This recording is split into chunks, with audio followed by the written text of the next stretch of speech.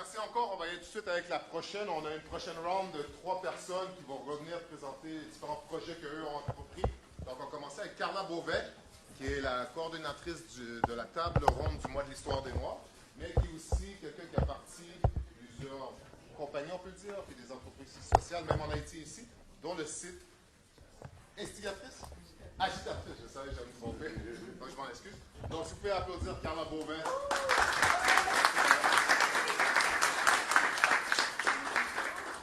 Je tiens d'abord à dire en partant, je ne suis pas canadienne en parlant public et ça me fait vraiment royalement chier de passer après Thierry parce que c'est tellement bon. Je vais essayer d'être à la hauteur. Alors, mon nom est Carla Beauvais. Je tiens à dire tout d'abord que moi, je vais vous parler d'entrepreneuriat, mais plutôt d'entrepreneuriat social, parce que c'est ce que je fais. Je ne parle pas de l'entrepreneuriat en économie sociale, mais bien de faire des projets porteurs pour nos communautés. Donc, je vais commencer à dire que je suis née et j'ai grandi dans le quartier Saint-Michel. Et j'ai vécu à Saint-Michel jusqu'à l'âge de 16 ans. Ensuite, j'ai déménagé dans le quartier Saint-François à Laval, que peut-être que certaines personnes connaissent ici. Et c'est sûr que donc j'ai été élevée dans un contexte où est-ce qu'on se disait qu'en tant que jeune de minorité, on n'avait pas nécessairement accès à toutes les ressources et nos rêves étaient peut-être limités. J'ai quand même 40 ans, donc à l'époque, dans Saint-Michel, c'était vraiment difficile d'entrevoir l'avenir. Donc, mes parents m'ont donné une éducation, je les remercie beaucoup. J'ai été au Collège français du primaire jusqu'au cégep. Et donc, j'ai eu la possibilité d'être ouvert à d'autres réalités. Et ça m'a fait beaucoup réfléchir sur la réalité dans laquelle je vivais à Saint-Michel. Parce que quand tu passes tes journées, des années à être dans une école au Myland, et après ça, tu retournes dans ton quartier et tu vois certaines réalités, mais c'est sûr que ça éveille en toi une rage, une colère, mais aussi une prise de conscience qu'il faut que les choses soient différentes. Donc, ce que je fais, moi, c'est en 2004, j'ai décidé de partir en entreprise parce que moi, je voulais être journaliste sportive à la base et j'ai étudié en journalisme. Et quand j'ai commencé à travailler en journalisme, j'ai eu mon premier emploi, c'était à Radio-Canada. J'ai été recherchiste à Radio-Canada. C'était une expérience vraiment enrichissante. J'ai appris tellement. Et en même temps, c'était incroyable de vivre de mon rêve. Parce que quand j'étais jeune, mon rêve, c'était de rentrer dans cette grande tour-là. Et quand je suis arrivée à Radio-Canada, j'ai passé 3 ans. Je dis toujours que ça a été les plus belles années enrichissantes, mais ça a été les plus belles années, ça a été les années aussi où est-ce que j'ai réalisé vraiment mes limitations dans le secteur professionnel en tant que noire dans un domaine comme les médias. Donc, j'ai été confrontée à beaucoup de préjugés. J'ai été confrontée à des réactions de mes patrons, de mes collègues qui m'ont beaucoup questionné sur comment je pouvais exercer mon influence dans un milieu qui était déstabilisant. Je donne un exemple. On est dans des équipes de recherche. Il y a 5 personnes. Chaque jour, on doit emmener des sujets. Et tout le monde emmène des sujets. Donc, chaque recherchiste a 5 sujets à avoir dans une semaine. Et moi, par affinité, disons, à chaque semaine, je proposais un sujet qui touchait nos communautés. Que ce soit de parler de profilage, de brutalité, quoi que ce soit, il fallait toujours que j'emmène un sujet. Et une fois, l'animatrice, elle m'a dit, « Mais pourquoi tu emmènes toujours des sujets de noirs? » Puis, c'était un choc parce que je me suis dit, mais jamais mes collègues blancs, qui eux, c'est que des sujets de blancs, que des invités blancs, jamais on leur a dit ça. Et moi, j'ai une très grande gueule. Et je l'ai dit à l'animatrice que je ne comprenais pas pourquoi elle me mettait dans cette situation-là, puis qu'elle me disait ça parce que moi, je trouvais ça complètement raciste. Et ça a été l'événement qui a fait que j'ai décidé de quitter Radio-Canada et de partir à mon compte. Et ça, c'était en 2005. Alors, depuis 2005, je travaille pour moi et je fais des projets.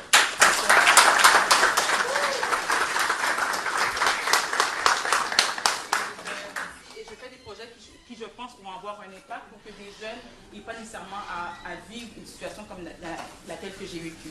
Donc, je vais vous parler un peu brièvement des projets que je fais et pourquoi c'est important. Je pense qu'on fait de l'entrepreneuriat, oui, on va vous parler d'entrepreneuriat puis de l'importance de créer de la richesse, mais je pense aussi que c'est important de créer de l'espoir et de créer des plateformes qui permettent à nos jeunes de pouvoir s'exprimer. Donc, je travaille beaucoup avec le Mois de l'Histoire des Noirs. C'est un client à moi depuis les 10 dernières années. Et nous, ce qu'on fait vraiment, c'est d'emmener la sensibilisation, l'éducation autour de l'histoire. Donc, je pense que ça, c'est hyper important de le faire. Mais mes projets personnels, c'est que j'ai décidé de fonder en 2016 Gala Dynastie. Le Gala Dynastie, c'est un gala qui répond à une nécessité, je pense, de montrer l'excellence noire. Et le Gala Dynastie, on le fait à chaque année dans le cadre du Mois d'Histoire des Noirs. C'est un événement qui récompense des acteurs de la société dans le domaine des arts et de la culture et un peu des affaires.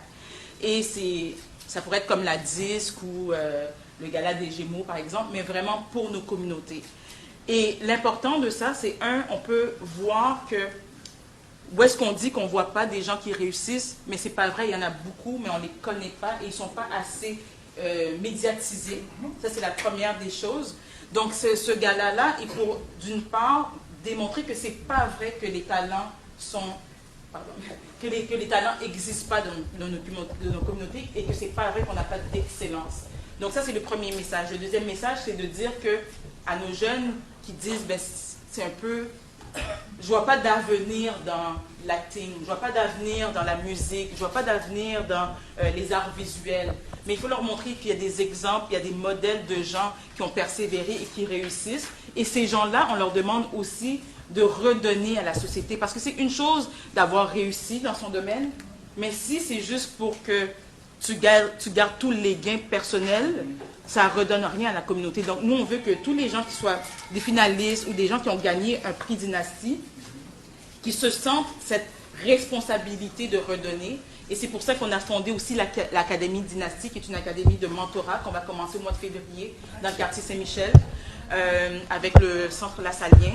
Et on va pouvoir justement permettre à des jeunes d'entrer en contact avec ces professionnels-là qui réussissent. Et l'autre chose aussi, parce qu'on me reste juste une minute, qui est important, c'est donc je pense qu'aussi, ben, comme Thierry, si jamais il y en a d'entre vous qui veulent participer au prochain Gala Dynastie, on peut vous inviter. Ça sera le 10 mars prochain. Et donc, je pense que c'est important de voir le rayonnement de cet événement-là. Et un autre projet que j'ai bâti, que j'ai fondé, mais c'est tout dernièrement, et ça encore, c'est très important, ça s'appelle Agitatrice. Et Agitatrice, c'est pour les femmes. C'est pour les femmes, pas nécessairement les femmes noires, mais c'est sûr qu'on met beaucoup les femmes noires de l'avant. C'est pour les femmes dans un système où est-ce qu'on pense qu'on n'a pas notre place et que c'est difficile de prendre notre place. On a vu tous les mouvements MeToo dernièrement. On voit qu'il n'y a pas beaucoup de femmes sur des conseils d'administration. On voit que même au niveau familial, personnel, des fois, on peut avoir certaines problématiques. Et moi, j'ai vécu quelque chose, je ne vais pas rentrer dans les détails, mais j'ai vécu quelque chose de personnel en tant que femme qui m'a fait réaliser qu'on a besoin de s'entraider et on a besoin de faire une différence et de créer cette collectivité où est-ce que les femmes peuvent aspirer à plus entre elles. Donc, si vous voulez aller voir, c'est agitatrice.com. C'est vraiment une plateforme qui est là pour donner de l'empowerment aux femmes. Et à travers ça, on a aussi créé un projet pour les mères monoparentales, parce que je suis une mère monoparentale, et je trouve que c'est tellement difficile, mais je veux que les femmes qui sont mères monoparentales peuvent croire qu'elles peuvent être entrepreneurs, et puis qu'avoir un enfant, c'est pas la fin du monde. Au contraire, moi, ça me donne tellement de boost dans ma vie d'être mère. Aujourd'hui, ma fille est là, elle n'est pas très loin. Et je veux aussi que les femmes puissent se supporter parce que c'est difficile quand tu es une mère seule. Donc vraiment, agitatrice, c'est ça, c'est vraiment donner de l'espoir. Donc pour conclure, je dirais juste que si on doit utiliser ce qu'on vit et d'être capable d'en faire quelque chose de positif et quelque chose qui est capable d'avoir un impact pour les autres générations, pour les gens autour de nous. Et pour moi, l'entrepreneuriat, c'est ça. Si c'est pour juste faire de l'argent, je ne dis pas que c'est pas correct, mais je pense que pour que nos communautés puissent s'élever aussi, il faut qu'on soit capable d'associer les deux puis d'avoir un impact pour nos communautés. Voilà.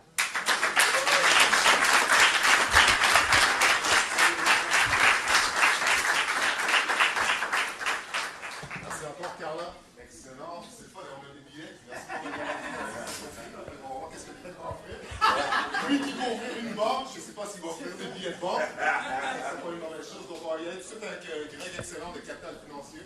Greg qui est de Montréal-Nord, en passant, Capital Plus, c'est de Montréal-Nord aussi, donc merci Greg. Bonjour à tous. Je suis bien content de parler avec Thierry, parce que Thierry, il y a une manie de... Il était au quelque chose avec lui récemment, puis bon, je l'aime. Et j'ai été content de parler avant lui. Mais Carla a très bien parlé aussi, fait que la pente est haute à remonter. Grégory Excellent, CPA-CMA, natif de Montréal-Nord. Wow! J'ai quitté Montréal-Nord il y a un petit moment, par exemple, mais j'y suis retourné. J'y suis retourné parce que je voulais contribuer au quartier. Maintenant, je suis très content de parler aujourd'hui. Là, c'est un événement plus social. Parce qu'habituellement, l'événement social, on parle de quoi? On parle de social. On parle de tout sauf de cash. Moi, j'ai une relation très décomplexée avec l'argent. Okay? J'aime parler de l'argent. J'ai une émission à chaque dimanche où on parle d'argent, sous toutes ses formes. Et dans ma vie, dans la pratique de tous les jours, je suis président du groupe Capital Plus, qui fait dans le financement, dans la consultation et aussi dans la littératie financière. Je suis aussi responsable du programme de financement Lancement d'une entreprise du groupe 3730, un incubateur à Saint-Michel. C'est quoi le lien entre les deux? L'argent. OK, je regarde le tableau ici, je regarde depuis tantôt, puis sinon, sexisme, racisme, capacitisme, et tout ça. On pourrait tout corriger cette situation-là très rapidement. Comment? Avec de l'argent. OK, on regarde ce qui s'est passé récemment avec Slav, avec Kanata. Il y a eu des murmures, il y a eu des discussions, il y a Ricardo, je ne le vois plus. Ricardo a été brassé un peu à la télévision puis tout. Mais quand les moyens financiers sont mêlés, tout d'un coup, plus de Kanata, plus de Slav. Donc, ça nous montre le pouvoir de l'argent. Et souvent, on voit l'argent, par une nationalité défavorisée, comme l'ennemi à abattre. C'est pas bon de l'argent. Au contraire, c'est un outil, l'argent. Si on peut être en mesure, justement, d'apprécier la valeur de l'argent, et tant que l'argent travaille pour nous, ben notre vie va aller mieux. Personnellement, par exemple, on fait un bon salaire. C'est important ou pas important? C'est encore plus important qu'est-ce qui reste dans nos poches.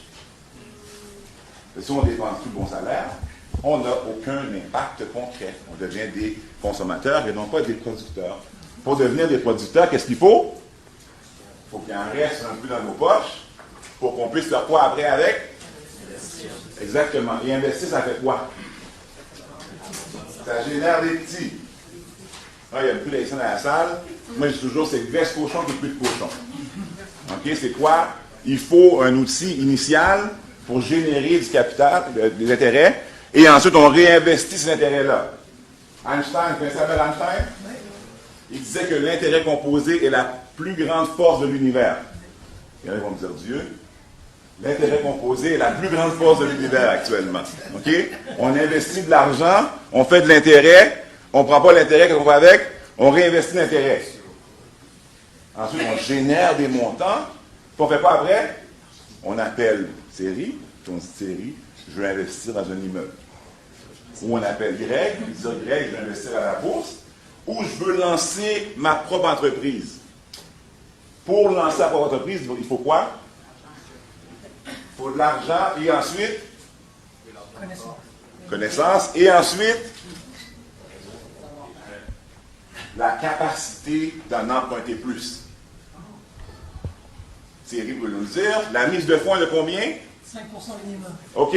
Après ça, de 95%, on nous le prête pour nos beaux yeux ou? Le crédit. Exactement. Donc, le crédit nous permet de générer une capacité de dédoublement. Sans crédit, il n'y a pas d'investissement. Il n'y a pas d'entreprise. Le banquier, tu dis, je vais voir mon banquier, je vais m'incorporer, comme ça, je n'aurai aucune garantie personnelle. Le banquier va dire, tu signes ici, garantie personnelle sur le prêt. Tu fais faillite d'entreprise, pas de problème, je ramasse tout. Donc, il faut savoir gérer son crédit, il faut savoir générer du capital et il faut être en mesure d'administrer notre argent. Pour ça, il faut décomplexer notre relation avec l'argent. L'argent, c'est ni bon ni mauvais. C'est pas un couteau. Un couteau, c'est bon ou mauvais? Même chose pour l'argent. OK? On dit souvent que l'argent est un très mauvais maître, mais un très bon serviteur. Donc, dans tout ce que je fais, j'essaie d'y penser, puis j'essaie de l'inculquer justement, d'en parler aux gens pour qu'ils prennent justement le contrôle de l'argent, que l'argent travaille pour eux, et ensuite, ils prennent le contrôle de leur quartier. Ils réinvestissent et ils militent différemment. Donc, tout ça, avec l'argent et avec une belle organisation, on sera en mesure de prendre notre téléphone et d'appeler, et il y aurait des corrections qui seraient faites. Pas de manifestation, pas de pancarte, pas de discussion, un seul appel et c'est réglé. Mais pour ça, il faut qu'on soit organisé individuellement au niveau de notre salaire, nos finances personnelles, le crédit, et ensuite que quand l'argent rentre, qu'on ne décide pas d'acheter le char de l'année qu'on a toujours voulu. Puis on quitte le parking, tu en as parlé, on quitte le parking, puis on perd 10, 15, 30% de la valeur de l'auto. OK? On vient à s'éduquer, qu'est-ce qu'on achète? On achète des choses qui prennent de la valeur et non pas des choses qui perdent de la valeur. OK? Et ensuite, on génère des richesses qu'on réinvestit et ensuite, graisse cochon, puis cochon, on corrige toutes ces situations-là et on s'enrichit collectivement. Là, ce qu'on fait actuellement, on voit bien, on est un beau reflet de gens qui investissent et qui s'enrichissent individuellement. OK? Notre société est parsemée de beaux exemples comme ça. Moi, je suis très content de ça aussi. Notre communauté aussi. Il manque cependant d'investissements collectifs pour que la grande majorité puisse en profiter. Okay? Qui fait que maintenant, ceux qui investissent et qui font de l'argent, des fois sont mal vus. Parce qu'on trouve qu'ils ne réinvestissent pas assez dans la communauté. Mais eux, ils ont compris certaines choses que nous tous pouvons comprendre. Donc, ce n'est pas uniquement dire l'autre devrait faire. Si on est en mesure de reprendre le contrôle sur nos finances, utiliser l'argent comme on le devrait, que la graisse cochon cuise le cochon, qu'on réinvestisse, qu'on bâtisse des investissements, et ensuite qu'on réinvestisse encore pour changer nos réalités. Chaque fois que je viens ici, je suis toujours échappé de voir que le quartier ne change pas beaucoup. MCC, c'est beau. Dernière chose ici que j'ai vu des investissements, c'est beau, mais le quartier ne change pas beaucoup. Est-ce qu'il n'y a pas possibilité que les citoyens du quartier reprennent leur contrôle du quartier et le développent adéquatement? Ils vivent ici. Mais pour ça, il faut qu'il y ait des outils pour justement développer leurs compétences et leurs capacités. Je pense que je suis le seul panéliste qui est rentré dans son temps parce que je ne vois plus les doigts. Donc, c'est ça. Moi, je parle d'argent, donc merci beaucoup. Et à la prochaine.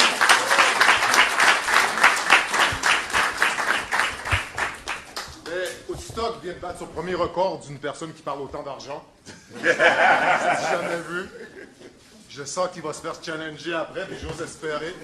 On essaie de rentrer dans des nouveaux secteurs qu'on ne rentre pas d'habitude à Woodstock. Donc, bonne chance, Greg, après, ça va être intéressant.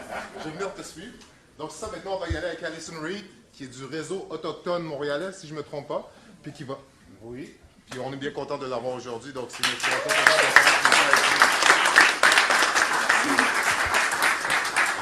Bonjour, moi c'est Alison, je travaille pour la communauté autochtone à Montréal.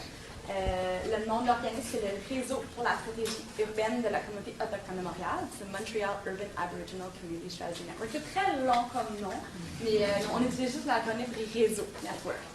Je fais rarement la représentation à l'extérieur de la communauté. C'est souvent les co-chairs, les co-présidentes ou les employés autochtones qui le font. Mais en ce moment, ça a été une année très difficile pour la communauté. Et récemment, avec tout ce qui se passe autour de Ganata, la majorité, comme ça vous surprend peut-être pas, puis la majorité de la communauté est en célébration en ce moment en présence autochtone, donc j'ai même pas osé leur demander de venir travailler un samedi. Donc je suis là pour ça aujourd'hui. Moi, je suis occupante de Tiohtià:ke, donc l'île de Montréal, qui s'appelle Tiohtià:ke en Mohawk. Mes ancêtres sont en grande majorité européens, qui sont venus coloniser Tiohtià:ke il y a 375 ans. Moi, je suis née sur le territoire algonquin qui se nomme maintenant Gatineau, mais je suis blanche européenne non autochtone, allochtone.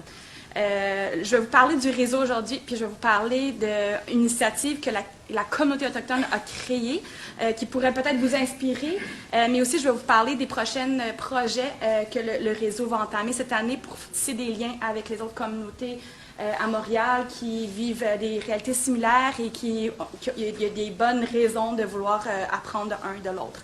Donc, le réseau a été créé il y a 10 ans, en 2008, par Nakusette. C'est la directrice du foyer pour femmes autochtones de Montréal, avec d'autres fondatrices et fondateurs, plutôt fondatrices, je dirais, comme Odile Joannette, c'est la directrice générale de Wapikoni.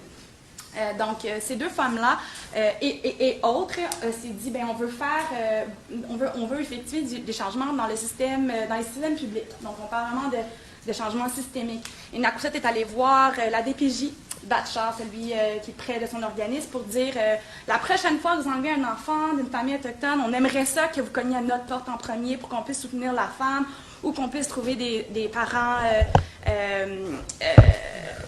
de la communauté autochtone, des femmes adoptées de la communauté autochtone, etc. Puis on dit, ben t'es qui toi? T'es une personne, t'es un organisme, on ne te connaît pas. Puis Nakusette, elle a dit, OK, je vais aller chercher tout le monde, puis on va recogner la poste ensemble. Donc, elle a créé le réseau.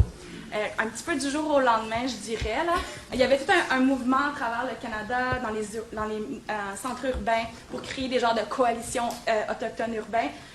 Puis ils sont tous différents, puis ils répondent aux enjeux dans la ville où ils sont. Donc à Montréal, ils ont créé un réseau qui rassemble à la fois la communauté, les organismes allochtones et autochtones, et tous les niveaux de gouvernement, ainsi que tous les bénévoles qui souhaitent y impliquer. Donc aujourd'hui, on a environ 1000 membres, incluant vraiment tous les organismes autochtones, donc environ 45 à Montréal, beaucoup d'organismes allochtones, c'est-à-dire non autochtones, on en a environ 200. Et tous les niveaux de gouvernement. Donc, sur notre comité directeur, on a un représentant autochtone de chacun des sphères d'intervention sur lesquelles on travaille. Donc, art, culture, employabilité, éducation, communication, jeunesse, justice, itinérance, santé. Là, je pense que je tourne en rond, là, mais vraiment toutes les sphères d'intervention. En plus qu'un représentant de chacun des niveaux de gouvernement. Donc, on a le gouvernement fédéral, on a le Canada, on a Québec, on a Montréal, on a l'Assemblée des Premières Nations et on a MACUIT. Donc, tous ces gens-là s'assoient ensemble dans un comité pour avoir un dialogue qui est aucunement facile. Ça ne vous surprendra pas non plus, mais c'est un dialogue qui existe depuis 10 ans, puis il y a un certain mouvement. Donc, le réseau est créé comme une structure de comité de travail. Donc, si tu t'impliques comme citoyen ou dans ton corps de travail en éducation, ben, tu viendras te joindre au comité d'éducation, puis on va travailler sur des enjeux ensemble. Donc, des fois, les comités de travail vont aller combler les écarts de services. Ils vont identifier des priorités pour Montréal. Ils vont travailler ensemble pour combler les écarts de services. Donc, ça va vraiment dépendre. Mais ce que le réseau fait à la base, c'est qu'on soutient l'écosystème des individus et des groupes qui sont engagés à améliorer la qualité de vie des Autochtones en milieu urbain à Montréal. Il y a environ 30 000 personnes autochtones à Montréal qui proviennent des communautés Inuits, Premières Nations, Métis, du Québec, du Canada et du monde. Et Montréal est le centre urbain canadien qui augmente le plus rapidement sa communauté en milieu urbain. Donc, c'est quelque chose qui est très on a fait une grande réflexion sur les dernières 10 ans. Comment est-ce qu'on peut apprendre des succès, des difficultés, des obstacles pour aller alimenter nos orientations pour les prochaines années? Et une des choses qu'on s'est rendu compte, c'est qu'on a clarifié la mission du réseau. Donc, on va aller cette année faire beaucoup d'efforts autour d'élever et amplifier la voix de l'expert, c'est-à-dire la personne autochtone, point, et de clarifier le rôle des autres, des alliés, des personnes qui soutiennent, des co-résisteurs, peu importe le nom qu'on veut donner à la personne, c'est les autres et comment est-ce qu'on peut créer, clarifier le rôle et créer des alliances dans les gens qui prennent des décisions, qui ont des certaines richesses, qui ont un certain pouvoir et qui peuvent utiliser leurs privilèges pour aller soutenir la communauté autochtone. Mais c'est vraiment d'amplifier la communauté dans sa prise de décision, dans son identification de solutions par et pour la communauté, owned by the community. C'est vraiment tout dans cet esprit-là. Et puis, on a d'autres orientations, là, mais ça, c'est vraiment la chose qui va mener un changement cette année. Puis, je vais vous parler aussi d'un projet qui va s'en venir, en fait, auquel on va vous inviter. Mais la communauté autochtone, cette année, dans notre notre projet d'apprendre du passé puis d'orienter vers le futur. Ils ont dit on veut vraiment connecter avec les autres communautés plus ou moins comme nous. Donc, on a spécifiquement entendu la communauté noire à Montréal et on a aussi entendu les jeunes autochtones des autres milieux urbains au Canada. Donc, il y a beaucoup de choses qui se passent, les autres coalitions au Canada, vraiment d'autres choses. Mais d'ici 9 à 10 mois, on va organiser un rassemblement. La communauté autochtone, on fait tout le temps 3 rassemblements par année sur différentes thématiques, mais il va y en avoir un qui va connecter les amis de autres struggles, mon Dieu. Lutte, c'est ça, d'autres luttes. Donc, spécifiquement, on veut vouloir connecter avec vous. J'ai déjà commencé quelques discussions avec Will et autres, là, mais de voir comment on peut trouver des façons, des choses, des solutions, s'inspirer, apprendre des projets duquel vous avez parlé aujourd'hui pour que la communauté puisse vous parler un peu de leur projet, tisser des liens.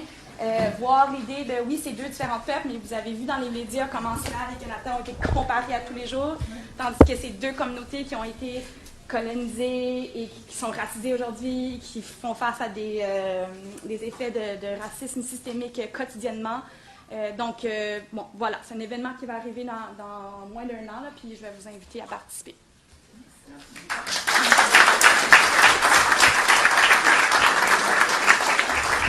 Merci beaucoup, Alison, de prendre ce temps-là dans cette journée-là fort occupée. Puis on invite quand même les gens à aller à la présence autochtone, qui est au centre-ville. C'est jusqu'à dimanche, si je ne me trompe pas. Le 15, OK. Mercredi. Donc, manquez pas ça si c'est possible. Maintenant, on va refaire la même chose. On va faire encore 3 groupes où est-ce qu'on va interagir. Tantôt, on va amener un peu des hot dogs, juste pour vous laisser savoir pour que les gens puissent en manger. Right? Et après, on va voir nos derniers conférenciers qui vont pouvoir parler de différents sujets. Il y en a qui vont être tout aussi pertinents et tout aussi intéressants. Donc, je suis sûr que vous allez pouvoir apprécier ça. Donc, on va faire cette rangée-là ici. Les gens vont partir de là. Faites encore un cercle. Right? Les gens ici, de se commencer une nouvelle cercle. Allez, dans le cercle en arrière, Oui.